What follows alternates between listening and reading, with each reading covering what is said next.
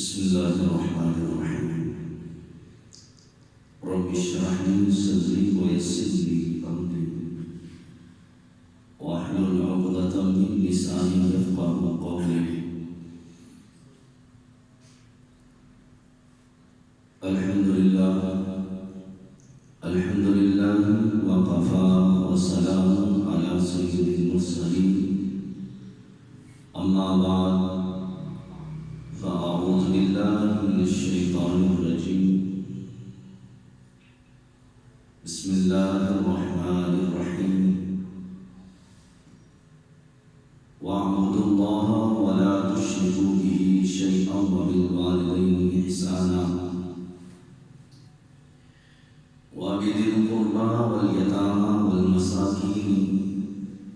والجار ذي القربى والجار الجنب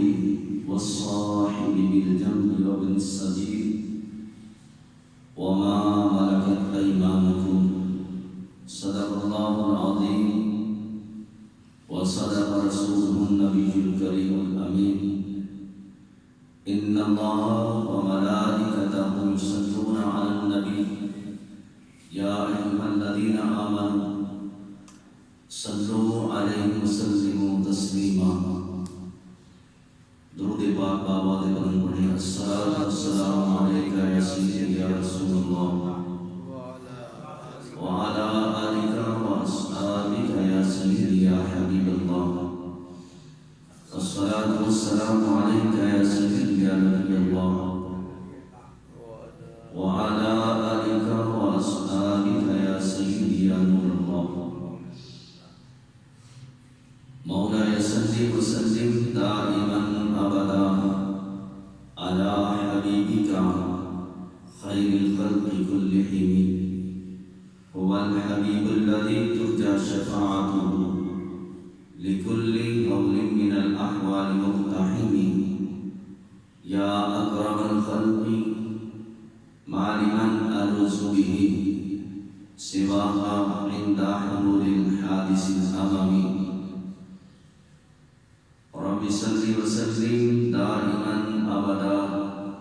على حبيبك خير الخلق كلهم. خالق کائنات جل جلالہ وعم نوالہ وآدم برہانہ وآدم شانہ کی حمد و ثنا اور اس کے پیارے حبیب حضور النور شافی یوم النشور دستگیر جہاں غم گسار زماں سید سروراں حامی بے قصاں قائد المرسلین شفیع المذنبین رحمت للعالمین جناب احمد مجتبی حضرت محمد مصطفیٰ صلی اللہ تعالی علیہ وسلم کی بارگاہ میں حدیث درود و سلام عرض کرنے کے بعد رب کائنات جل شانہ کا بےحد فضل عظیم ہے کہ آج اللہ کی توفیق سے ہم سب دوست نماز جمعہ مبارک ادا کرنے کے لیے مسجد میں حاضر ہیں. دعا ہے خالق کائنات جل شانہ میری اور آپ سب کی اس حاضری کو اللہ اپنی بارگاہ میں شرف قبولیت عطا فرمائے اور خصوصاً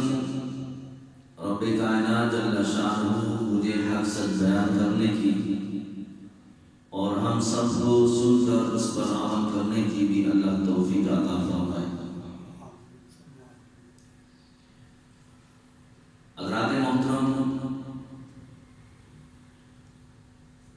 جس معاشرے میں ہم رہتے ہیں، جس گلی میں، جس محلے میں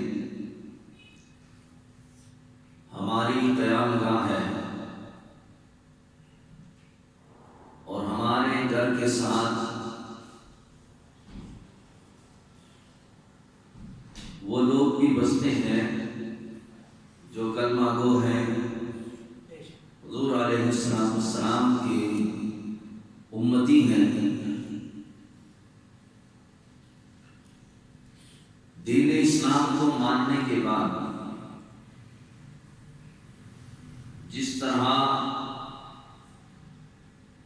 ہمارے اوپر اللہ کے حقوق ہیں، اللہ کے محبوب علیہ السلام کے حقوق ہیں، والدین کے ہمارے اوپر حقوق ہے، اولاد کے حقوق ہیں، رشتہ داروں کے ہمارے اوپر حقوق ہیں، اسی طریقے سے جس محلے میں، جس گلی میں ہمارا مکان ہے،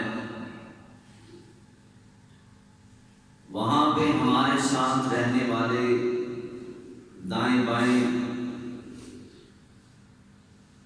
جو مسلمان بستے ہیں، ان کے بھی ہمارے اوپر کچھ حقوق ہیں۔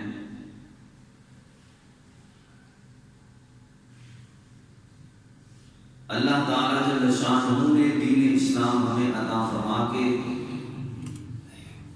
در حقیقت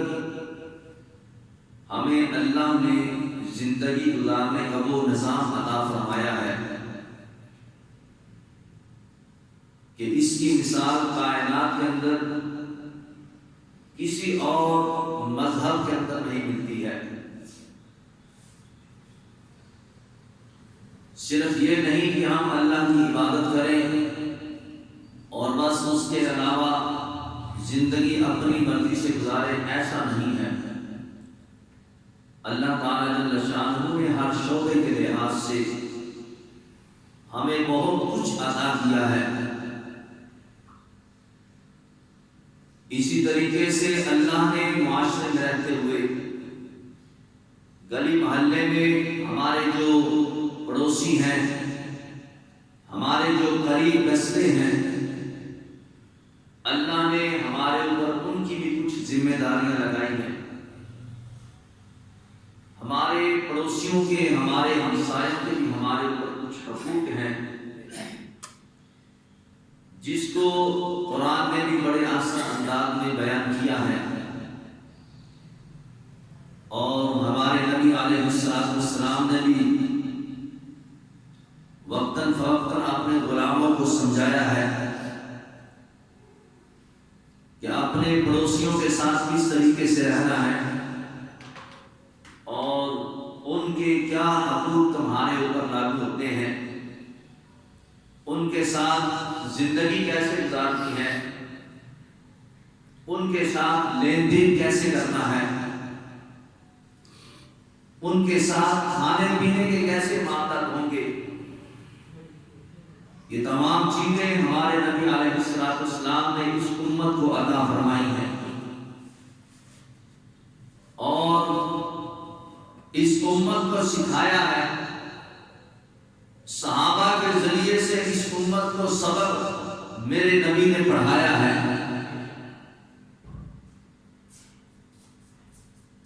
کہ جو تمہارے ساتھ رہتے ہیں ان کے بھی کچھ حقوق، کچھ ذمہ داریاں تمہارے اوپر آتی ہیں۔ کہیں لاپرواہی میں ایسی زندگی نہ گزارنا کہ وہ تم سے ناراض ہو جائیں اور تم ان کے حقوق مکمل ادا نہ کر سکو، اور جب دنیا سے جاؤ اپنے رب کی بارگاہ میں جب تمہاری پیشی ہو، پھر کہیں ایسا نہ ہو جائے کہ جنت میں جانے کے لیے درمیان میں تمہارا پڑوسی کوئی رکاوٹ نہ بن جائے، کہیں ایسا نہ ہو کسی کا حق دبایا ہو، کہیں ایسا نہ ہو کسی کے ساتھ زیادتی کی ہو۔ اس لیے دنیا میں رہتے ہوئے ہمارے نبی علیہ السلام نے ہمارے اوپر پڑوسیوں کی کچھ ذمہ داریاں عائد کی ہیں، اس کو سمجھنا ہے۔ رب کائنات جل شانہ نے قرآن کریم فرقان حمید کے 5ویں سپارے میں اللہ ارشاد فرماتا ہے وَاعْبُدُوا اللَّهَ وَلَا تُشْرِكُوا بِهِ شَيْئًا وَبِالْوَالِدَيْنِ إِحْسَانًا۔ اس آیت مقدسہ کے اندر اللہ نے 11 قسم کے لوگوں کے ساتھ جو ہے وہ تعلق مضبوط کرنے کے بارے میں بیان کیا گیا ہے۔ سب سے پہلے نمبر پر فرمایا تمہارے اوپر جو بندگی ہے وہ اللہ کی بندگی تمہارے اوپر لازم ہے، یعنی کہ تم نے اللہ کی عبادت بھی کرنی ہے اور اللہ کی اطاعت بھی کرنی ہے۔ اور دوسرے نمبر پر فرمایا کہ اللہ کے ساتھ کسی کو شریک نہیں ٹھہرانا ہے، اور پھر فرمایا وَبِالْوَالِدَيْنِ إِحْسَانًا، اپنے والدین کے ساتھ بھلائی کرنا ہے، وَبِذِي الْقُرْبَى، اور رشتہ داروں کے ساتھ بھی بھلائی کرنی ہے، وَالْيَتَامَى، اور یتیموں کے ساتھ، وَالْمَسَاکِینِ، اور مسکینوں کے ساتھ، وَالْجَارِ ذِي الْقُرْبَى وَالْجَارِ الْجُنُبِ وَالصَّاحِبِ بِالْجَنبِ وَابْنِ السَّبِيلِ وَمَا مَلَكَتْ أَيْمَانُكُمْ۔ یہاں پر رب کائنات جل شانہ نے رشتہ داروں کو، یتیموں کو، محتاجوں کو اور پاس کے جو ہمسائے ہیں ان کے بارے میں، اور دور کے جو ہمسائے ہیں ان کے بارے میں، اور جو کروڑ کے ساتھی ہیں، یعنی کہ لمحے بھر کی بھی جس کو آپ کے ساتھ نسبت ہو گئی ہے، تھوڑی دیر کے لیے کسی بندے کو آپ کا قرب ملا ہے، آپ کے پاس بیٹھا ہے، کھانا کھایا ہے، پانی پیا ہے، راستے میں چلتے ہوئے تمہارے ساتھ اس نے کچھ لمحے سفر کیا ہے، مسجد میں اکٹھے نماز پڑھنے آتے ہیں، جاتے ہوئے کبھی اتفاق ہو گیا کہ اکٹھے 2 بندے گزر رہے ہیں، تو فرمایا یہ کہ تمہارا لمحے بھر کا جو ساتھی ہے اور تمہارا راہگیر جو راستے میں گزرتے ہوئے تمہیں مل جاتا ہے، اور اپنے باندی سے، اور جو اپنے باندی جو غلام ہیں تمہارے، یہ تمام تعلق والے رشتے جن کے ساتھ ہمارا خونی رشتہ بھی ہے، ہماری ہمسائیگی بھی ہے، ہم نے سفر بھی کیا ہے، کھایا پیا ہے، مطلب کہ جن کے ساتھ ہمارا کچھ وقت گزرا ہے یا وقت گزر رہا ہے، یا تعلق ہمارا خاندانی ہے یا خونی رشتہ ہے، جہاں تک ہماری رسائی ہے، جہاں تک ہمارا تعلق ہے، اللہ فرماتا ہے ان کے ساتھ حسن اخلاق کے ساتھ پیش آنا ہے، ان کے اوپر احسان کرنا ہے، ان کے ساتھ تم نے اچھا برتاؤ کرنا ہے، ان کے ساتھ تمہارا جو آپس میں ملنے کا جو انداز ہے وہ صحیح معنوں میں مسلمان ہونے کے ناطے ایسا پروقار انداز ہونا چاہیے کہ لوگ تمہیں مثال دے کے لوگ بیان کریں کہ فلاں بندہ جو ہے اس کا اخلاق بہت اچھا ہے، اس کا کردار بہت خوبصورت ہے، اور پھر جب تمہاری اپنے تعلق والوں کے ساتھ کبھی ملاقات ہو جائے ان کے ساتھ احسان کرنا، غریب ہے تو پیسے کے ذریعے سے ان کو احسان کرنا، اگر وہ نارمل آپ کے مطابق زندگی گزار رہا ہے تو کوئی ایسا جملہ، کوئی ایسی بات اس کے ساتھ کرنا جو اس کے لیے فائدہ مند ثابت ہو جائے۔ تو یہ کچھ ایسے حقوق ہیں جو قرآن نے ہمیں بیان کیے ہیں، اور ہمارے نبی علیہ السلام نے جو صحابہ کے ذریعے سے اس امت کو جو درس دیا ہے، حضرت بی بی عائشہ صدیقہ رضی اللہ تعالی عنہا اور حضرت ابن عمر رضی اللہ تعالی عنہ آپ ارشاد فرماتے ہیں کہ سرکار مدینہ صلی اللہ تعالی علیہ وسلم ارشاد فرماتے ہیں کہ حضرت جبرائیل امین علیہ السلام مجھے پڑوسی کے بارے میں بار بار وصیت کرتے رہے، یہاں تک مجھے گمان ہونے لگا کہ کہیں پڑوسی کو وراثت کے اندر حقدار نہ ٹھہرا دیا جائے۔ اب آپ اندازہ کر سکتے ہیں کہ جبریل تو اپنی مرضی سے آتے نہیں ہیں، وہ تو جو رب کا پیغام ملتا ہے وہ رب کا پیغام دے کے حضور کی بارگاہ میں آ جاتے ہیں، اور حضور کیا فرماتے ہیں؟ جبریل علیہ السلام نے اتنی مرتبہ مجھے کثرت کے ساتھ اس بات کے بارے میں کہا، پڑوسیوں کے حقوق کے بارے میں بار بار کہتے رہے، بار بار پیغام دیتے رہے کہ مجھے یہ گمان ہونے لگ پڑا کہیں وراثت کے اندر بھی پڑوسیوں کا حصہ نہ رکھ دیا جائے۔ ایک آدھ مرتبہ بات ہوتی تو ٹھیک ہے، رب کا پیغام آ گیا تھا، اب امت کو سنا دیا جائے، لیکن بار بار تکرار کے ساتھ جب بات کو کیا جائے تو اس کا مطلب کیا ہوتا ہے کہ بات بیان کرنے والا اپنی بات کو منوانا چاہتا ہے اور لازم کر رہا ہے، تمہیں بتا رہا ہے کہ اے لوگوں کہیں ایسے ہی زندگی نہ گزار جانا کہ تمہارا ساتھ والا، تمہارا ہمسایہ، تمہارا محلے دار، تمہارا پڑوسی جو ہے وہ تم سے ناراض ہے اور تمہیں اس کی پرواہ نہیں، یا اسے تمہاری حاجت ہے اور تم توجہ نہیں کر رہے اس کی طرف۔ ہو سکتا ہے وہ شدید بیمار ہو، وہ غربت کی وجہ سے پریشان ہو، کسی بھی صورت میں اس کو تمہاری مدد کی ضرورت ہو سکتی ہے، اور تم اپنی زندگی بڑی موج مستی کے ساتھ گزار رہے ہو، تمہیں پرواہ نہیں اس بات کی۔ تو فرمایا ایسا نہیں ہونا چاہیے کہ خدا نہ خاصہ اگر تم نے لاپرواہی کے اندر زندگی گزار دی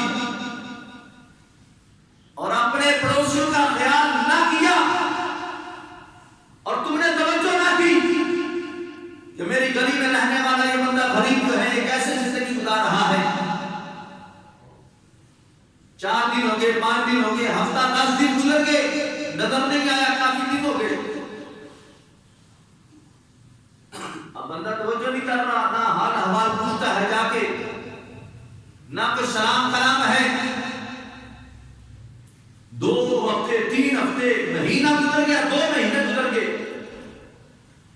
جب ہم کسی کو پوچھیں گے نہیں، نہ سلام نہ کلام، اب وہ بندہ گھر میں بیمار پڑا ہے، اب غربت نے پہلے مارا ہے، دوسرا بیماری کا غلبہ ہے، دوائی کے لیے پیسے نہیں ہیں، بچوں کے لیے راشن پانی کا انتظام نہیں ہے، اب وہ بندہ اپنے ہی آپ کے اندر وہ گھٹتا چلا جا رہا ہے، پستا چلا جا رہا ہے، اور ساتھ میں رہنے والا ہمسایہ وہ روزانہ مرغ مسلم کھاتا ہے، روزانہ وہ جناب علی اعلیٰ سے اعلیٰ کھانا کھا رہا ہے، گاڑیوں میں سفر کر رہا ہے، ہزاروں لاکھوں کمانے والا ہے، اور وہ غریب کا خیال نہیں کرتا۔ میرے محبوب فرماتے ہیں جس کا خلاصہ یہ ہے، فرمایا قیامت کا روز ہوگا اور یہ جو بندہ اپنے پڑوسی کا، اپنے ہمسائے کا خیال نہیں کرتا ہے، کہیں پھر ایسا نہ ہو جائے کہ یہ بندہ رب کی بارگاہ کے اندر دعویٰ کر دے کہ اللہ اس بندے سے پوچھ اس نے میرا حق کیوں نہیں ادا کیا، اس نے میرے لیے اپنے دروازوں کو کیوں بند کر دیا، اس نے میرے لیے صدقہ خیرات کو کیوں بند کر دیا۔ جب یہ بندہ رب کی دربار کے اندر دعویٰ کر دے گا، اب یہ چاہے نمازی ہے، یہ چاہے حاجی صاحب ہے، یہ چاہے جناب علی جتنا مرضی قرآن پڑھنے والا، یہ جتنا مرضی تہجد گزار، یہ عبادت گزار، کثرت سے نوافل پڑھنے والا، لیکن اپنے ہمسائے کا خیال نہیں کرتا ہے، غریب کا خیال نہیں کرتا ہے، تو فرمایا اب غریب بندہ یہ قیامت کے روز رب کی بارگاہ کے اندر مقدمہ پیش کرے گا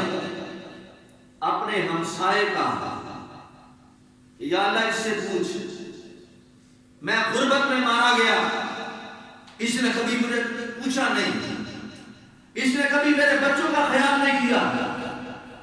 میں بیمار پڑا رہا، بیماری میں مر گیا، دنیا سے آ گیا، کبھی اس نے مجھے پوچھا نہیں، یا اللہ میں غیرت کی وجہ سے کسی کے سامنے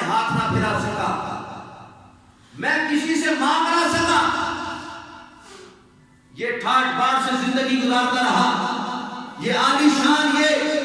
گھر میں محل میں رہتا رہا، اس کو پرواہ نہیں تھی۔ یا اللہ کیا میرا حق نہیں تھا اس کے اوپر؟ دیوار کے ساتھ دیوار ہماری ایک تھی، دروازے کے ساتھ دروازہ تھا، لیکن یہ پوچھنے کے لیے کبھی آیا نہیں۔ تو مجھے بتاؤ کیا وہ بندہ جنت میں چلا جائے گا؟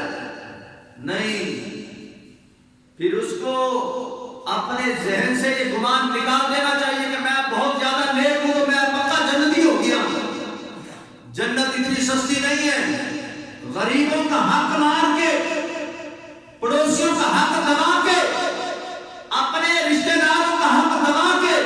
اگر کوئی بندہ کہے کہ میں جنت میں چلا جاؤں، اللہ کی عزت کی قسم ہے وہ بندہ جنت میں کبھی نہیں جا سکتا جب تک وہ اپنے پڑوسیوں کا حق ادا نہیں کر لیتا ہے۔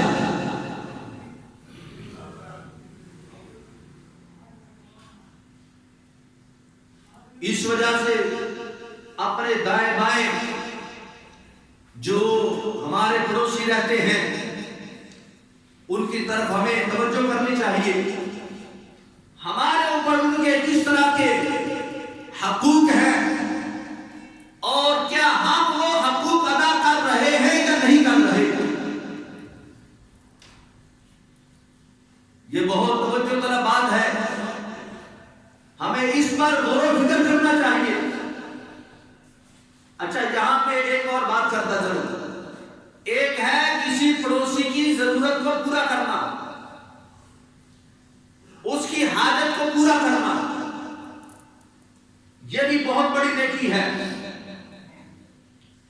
اور دوسرا یہ ہے کہ اس کو حسن اخلاق کے ساتھ مل لینا، اس کے ساتھ اچھی گفتگو کر لینا، اس کے ساتھ پیار اور محبت کے دو لفظ بول لینا، بیمار ہے تو اس کا حال احوال پوچھ لینا، یہ بہت بڑی نیکی ہے۔ اور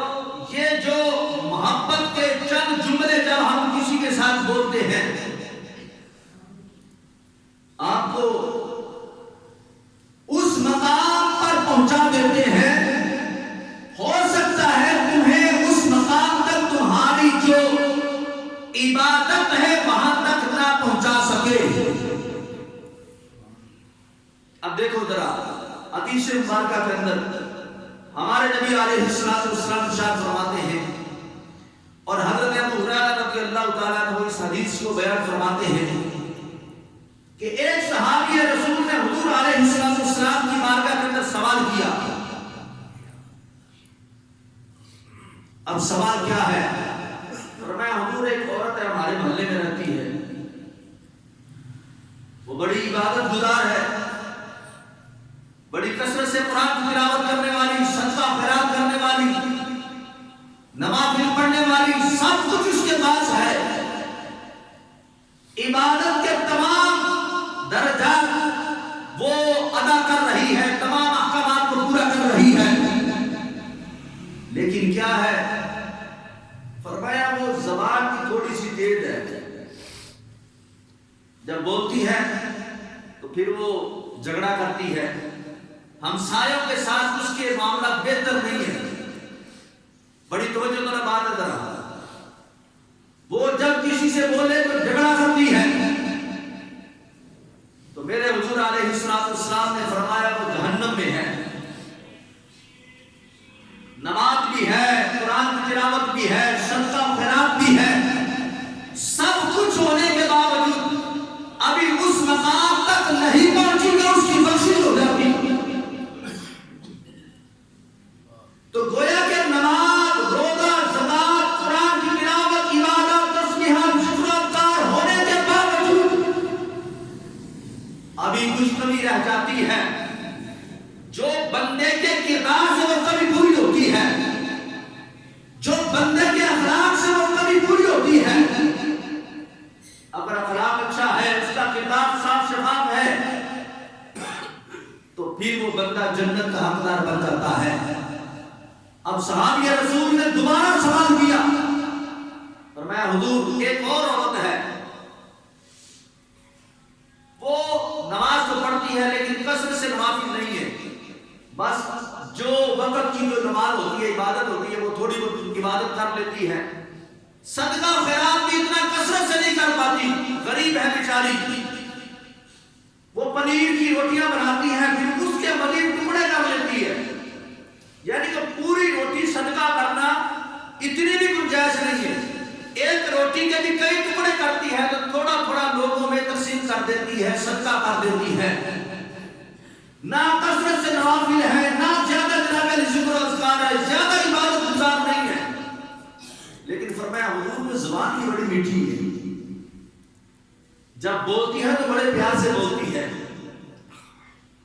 اس کے شر سے، اس کے جو ہے وہ گفتگو سے لوگ بڑے محبوب ہیں، وہ لوگوں کے ساتھ بڑے حسن اخلاق کے ساتھ پیش آتی ہے، تو میرے محبوب علیہ السلام نے اسے دنیا میں ہی جنت کی بشارت عطا فرما دی، فرمایا وہ عورت جنت میں ہے، گویا کہ عبادت ہے، اگر اخلاق برا ہے، پڑوسیوں کے ساتھ حسن سلوک نہیں ہے اچھا، اپنے ساتھ کام کرنے والے، اپنے جو ورکر ہیں، اپنے جو ہمسائے میں رہتے ہیں، ہمارے بھائی بہن رہنے والے، ہمارے جو رشتہ دار، ہمارے جو عزیز و اقارب، جن سے ہمارا تعلق ہے تھوڑی دیر کے لیے یا زیادہ وقت کے لیے، اگر ان کے ساتھ ہمارا کردار اچھا ہے تو تمہیں مبارک ہو، میرے محبوب نے جنت کی بشارت عطا فرمائی ہے، اور اگر کردار غلط ہے، کردار صاف نہیں ہے، گفتگو اچھی نہیں ہے، لیکن 5 کی 6 نمازیں پڑھتا ہے، تہجد بھی پڑھتا ہے، صبح اذان فجر سے پہلے اٹھ جاتا ہے، کثرت سے صدقہ خیرات بھی کرنے والا ہے، جو غریب آتا ہے اس کو دیتا ہے، سب کچھ ہے، لیکن جب بولتا ہے تو اگلے کا سینہ جو وہ چھلنی کر دیتا ہے، جب بولتا ہے تو اگلے کو رلا دیتا ہے، تکلیف دیتا ہے، اس کے ہمسائے اس سے محفوظ نہیں ہے، تو میرے محبوب علیہ السلام نے پھر یہ نہیں دیکھا کہ یہ بندہ بہت عبادت گزار ہے، بہت نمازیں پڑھنے والا ہے، تو اس کی تو جنت پکی ہو گئی، فرمایا نہیں، تو بے شک نمازی ہے، تو جو کچھ بھی ہے، لیکن فرمایا تیرے شر کی وجہ سے تیرا ہمسایہ محفوظ نہیں ہے، تیرے ساتھ رہنے والا، تیرے ساتھ کام کرنے والا، تیرا ورکر جب تجھ سے خوش نہیں ہے تو پھر یہ تو مت خیال کر کہ تو پکا جنتی ہو گیا ہے، تیری جنت میں جانے کے لیے وہ بندہ رکاوٹ بن جائے گا، رب کی بارگاہ کے اندر وہ مقدمہ پیش کرے گا، یا اللہ اس سے پوچھ، اس نے فلاں وقت میں مجھے تکلیف دی، اس نے فلاں وقت میں مجھے ایذا دی، اس نے فلاں وقت میں مجھے پریشان کیا، اب کہاں گئے ہمارے حج، کہاں کی نمازیں، کہاں کے صدقہ خیرات، سب کچھ درے خطرہ رہ گیا، اس لیے میرے محبوب علیہ السلام نے ہمسائے کے جتنے حقوق بیان کیے ہیں کثرت کے ساتھ بیان کیے گئے، اور حضرت جبرائیل امین علیہ السلام نے جو پیغام سنا ہے، میں پہلے حدیث بیان کر چکا ہوں کہ حضور فرماتے ہیں مجھے گمان ہونے لگا کہیں ایسا نہ ہو کہ ہمسائے کو وراثت کے اندر حقدار نہ ٹھہرا دیا جائے، اب آپ اندازہ کر سکتے ہیں کہ ہمسائے کے کتنے حقوق ہمارے اوپر آتے ہیں، اور ہم اپنی گھوپا میں رہتے ہیں، جناب میرے جیسا اچھا کوئی نہیں، ہم اپنے وہ 2-4 نمازیں پڑھ لیں، ماہ رمضان کے روزے رکھ لیے، اور اگر اللہ توفیق دے تو حج کر کے آگے، بس ہمارے جیسا نیک پورے علاقے میں نہیں ہے، ہمارے جیسا ولی پورے علاقے میں نہیں ہے، پورے خاندان میں ہمارے جیسا نہیں ہے، لیکن اس ولی سے پوچھ کے دیکھ لو، بات کر کے دیکھ لو تو اگلے بندے کا سینہ چھڑی کر کے رکھ دیتا ہے، اور گمان یہ ہے کہ میں بہت نیک بندہ ہوں۔ اب سنیں ذرا میرے محبوب علیہ السلام نے ایسے بندے کے بارے میں کیا ارشاد فرمایا۔ حضرت عبداللہ ابن مسعود رضی اللہ تعالیٰ عنہ ارشاد فرماتے ہیں، ایک شخص نے حضور علیہ السلام کی بارگاہ کے اندر سوال کیا، یا رسول اللہ صلی اللہ تعالیٰ علیہ وسلم، مجھے یہ کیسے معلوم ہو کہ میں نے جو کیا ہے اچھا کیا ہے، جو کرتا ہوں، جو معاشرے میں رہتا ہوں، میں اپنے آپ کو بڑا اچھا سمجھتا ہوں، جو کر رہا ہوں، جو کچھ کرتا ہوں، یا جو جہاں جس کے ساتھ ملتا ہوں، تو میں تو بڑا اچھا گمان کرتا ہوں، تو میرے محبوب علیہ السلام نے اس کا طریقہ بیان کیا ہے. ہم بھی اپنے گمان میں ہوتے ہیں کہ ہم بڑے اچھے ہیں، میں جو کر رہا ہوں بہت اچھا کر رہا ہوں، جو کاروبار کرتا ہوں یا جو لین دین کرتا ہوں یا جس سے ملتا ہوں یا جس سے گفتگو کرتا ہوں یا جس محلے میں رہتا ہوں یا جس فیکٹری میں جس دکان پہ کام کرتا ہوں یا جو بندے میرے ماتحت کام کرتے ہیں،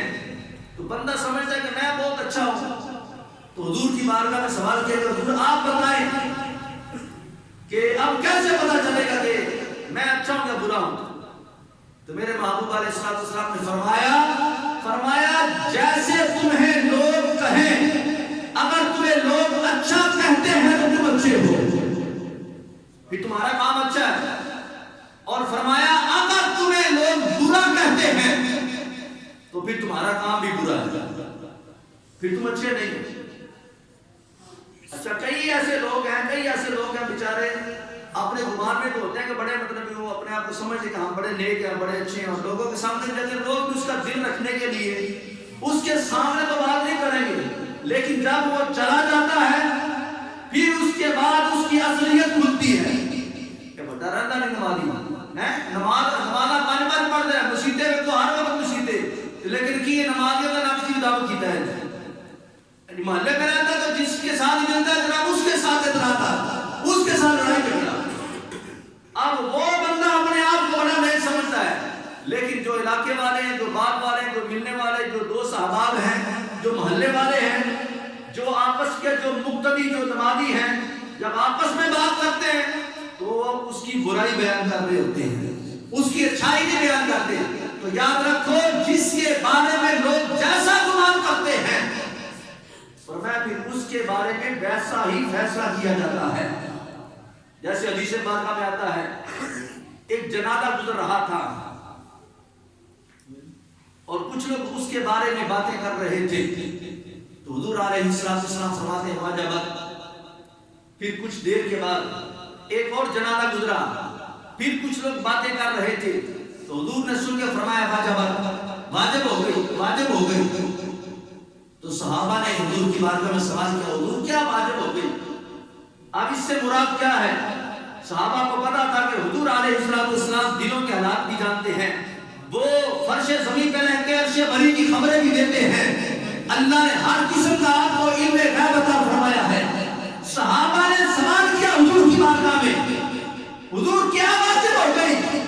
ابھی تو 2 جنازے گزرے ہیں، دونوں کے بارے میں آپ نے ایک ہی لفظ بولا ہے، تو واجب ہونے سے مراد کیا ہے؟ تو میرے محبوب علیہ السلام فرماتے ہیں پہلا جو جنازہ گزرا لوگوں نے اس کے بارے میں برے الفاظ استعمال کیے، اس کی جو گواہی دی برے انداز میں دی، تو فرمایا لوگوں کی گواہی پر اس پر جہنم واجب ہو گیا. پھر فرمایا دوسرا جنازہ گزرا تو اس جنازے پر لوگوں نے اس کی اچھائی کو بیان کیا، اس کی نیکی کو بیان کیا، اس کے حسن اخلاق کو بیان کیا، اس کے اچھے کردار کو بیان کیا. تو میرے محبوب فرماتے ہیں بس لوگوں کی اس اچھائی والی گواہی پر رب نے اس پر جنت کو واجب فرما دیا. نعرہ تکبیر، نعرہ رسالت، نعرہ حیدری. گویا کہ لوگوں کی گواہی جو ہے یہ بندے کے لیے جنتی یا جہنمی بننے کا سبب بن جاتی ہے. اس لیے جس معاشرے میں ہم رہتے ہیں، جس گلی میں جس محلے میں ہم رہتے ہیں، جس فیکٹری میں ہم کام کرتے ہیں، جس دکان میں ہم ملازمت کرتے ہیں یا جس مسجد میں نماز پڑھتے ہیں، ہر وہ مقام دیکھو جہاں جہاں ہمارا کسی کے ساتھ تعلق ہے، سلام کلام ہے، لین دین ہے، کاروبار ہے، دوستی ہے، محلے داری ہے، رشتہ داری ہے، بس یہ دیکھو ہماری وجہ سے کوئی بندہ رب کی بارگاہ میں شکایت نہ کر دے. بڑے بڑے ایسے سیٹ ہیں، ایسے دکانوں کے مالک ہیں، فیکٹریوں کے مالک ہیں جن کے ماتحت لوگ کام کرنے والے ہیں. مجھے یاد پڑتا ہے میں ایک مرتبہ اپنے موبائل پہ ایک بندے کا سٹیٹس دیکھ رہا تھا، میں نام نہیں لینا چاہتا آپ کے سامنے، اگر میں نام لوں تو آپ پہچان جائیں گے. اس پہ لکھا ہوا تھا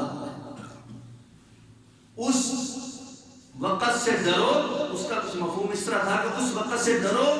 کہ کہیں کوئی بندہ رب کے سامنے تمہاری شکایت نہ کر دے. کیوں جی؟ اگر کسی نے شکایت کر دی، رب ہو سکتا ہے، رب چاہے تو رب اپنی عبادت کے اندر جو کمی آئی ہے، جو بندے نے کمی کی، اللہ معاف فرما دے. لیکن یاد رکھو بندوں کے حقوق رب معاف نہیں فرمائے گا جب تک وہ بندہ معاف نہ کر دے. اگر کوئی بندہ ہماری وجہ سے رب کی بارگاہ کے اندر رو پڑتا ہے، کسی کے 2 آنسو گر جاتے ہیں، یا اللہ میرا مالک مجھے ستاتا ہے، میرا جناب میری سیٹ مجھے تنگ کرتا ہے، یا اللہ مجھے تنخواہ پوری نہیں دیتا وقت کے اوپر، یا اللہ کبھی آدھی تنخواہ دیتا ہے، کبھی دہاڑی پوری نہیں دیتا ہے، مجھے دکان پر تنگ کرتا ہے، یہ ملازمت سے وہ کام زیادہ مانگتا ہے لیکن پیسے کم دیتا ہے.